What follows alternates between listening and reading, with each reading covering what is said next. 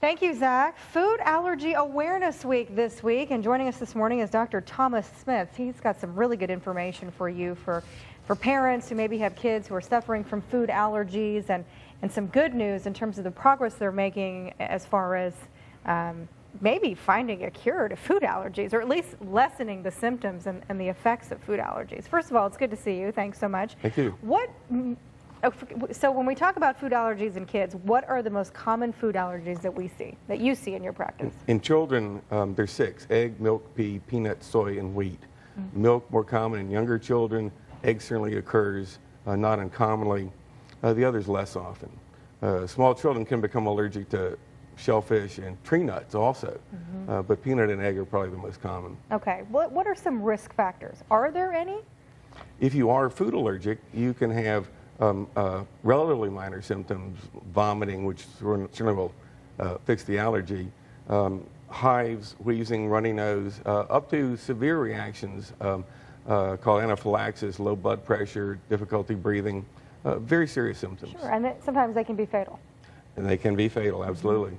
Now, in terms of risk factors of your child developing a food allergy, do we know that? Why are these kids developing the food allergies? It's not known. People have tried interventions like not feeding children certain foods early, delaying introducing foods into their diet, and that seems to be not helpful. It doesn't matter. There is some interesting data that says that early introduction of certain foods heads off becoming allergic. But that information is ongoing. It may be better to feed the food early than to delay it. Well, sometimes, like with pregnancy, they'll say, well, don't eat peanuts if you don't want your child to have an allergy. You know, there's some kind of thought there, but there's no data that shows that. No data for that. Okay, there's really no indication whether your child's going to have a food allergy or not. Right. And unfortunately, like in my case, we found out just by chance. I mean, my son was 2 years old. We gave him a cashew, and all of a sudden we're at the ER because he's allergic to tree nuts. Is there any way to thwart that for a parent to find out in that kind of case? There's not, actually. One might try skin testing large populations, but the incidence of positive skin tests is going to be low. And there's also a phenomenon where you have a positive skin test but can eat the food, a clinically asymptomatic hypersensitivity.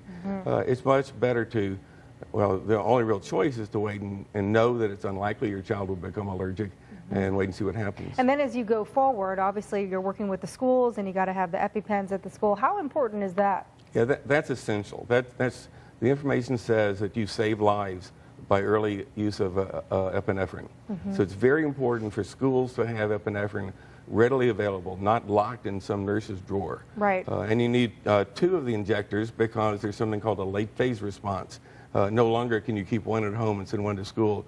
They need to travel in pairs. Okay. And what is the late effect? How does that work? Yeah, you get benefit from the first dose. Okay. And as the dose wears off, the food is still around. You get a second wave of symptoms, perhaps before you get to an emergency facility. So it's important if you do have a child with food allergies to have 2 at school and 2 at home. Correct. Right? And maybe carry one with you just in case something, carry 2 with you just in case. Real quickly, you said that there's some new data in terms of responding to these food allergies and maybe curing it someday? Well, I mean, is that what they're saying? There's hope on the horizon. There's an injectable medicine that binds up allergic antibodies that works quite well in asthma.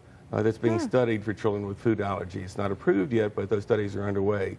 There are also strategies for desensitizing children to foods, also under study, not approved just now, but that looks hopeful. Very interesting. Well, thank you so much. We appreciate it. It's good to see you. Thank you very much.